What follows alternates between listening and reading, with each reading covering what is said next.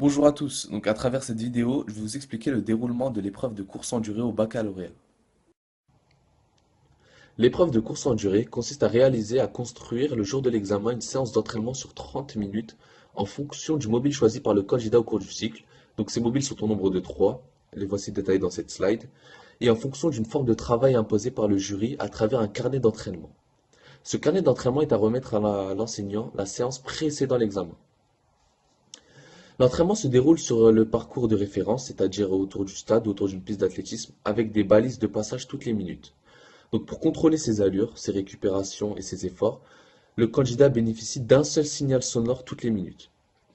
À l'issue de cette épreuve, le candidat devra apporter un commentaire écrit sur la qualité de son entraînement et envisager la prochaine séance.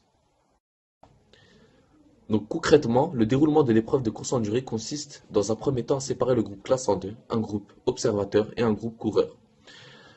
Le jury remet les fiches de conception d'entraînement avec les différentes formes de travail imposées en fonction du mobile choisi par chaque candidat. Donc le premier groupe dispose de 20 minutes pour réaliser et son échauffement et concevoir son entraînement. Donc à l'issue de ces 20 minutes, le premier groupe dispose de 30 minutes pour réaliser son entraînement, accompagné de leur observateur. Donc à l'issue de ces 30 minutes, les coureurs disposent de 10 minutes pour apporter une trace écrite sur la qualité de leur entraînement et concevoir leur prochaine séance. Donc le deuxième groupe procède de la même façon.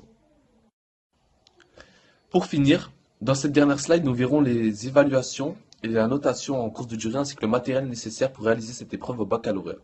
Donc premièrement, les critères pris en compte sont la conception de l'entraînement notée sur 7 points, la réalisation de l'entraînement notée sur 10 points, l'analyse et les commentaires notés sur 3 points. Concernant la tenue, il est nécessaire d'avoir un survêtement, des bonnes chaussures, de l'eau, un crayon et une gomme pour concevoir son entraînement, et précisons que les chronomètres sont interdits pour les coureurs et les observateurs.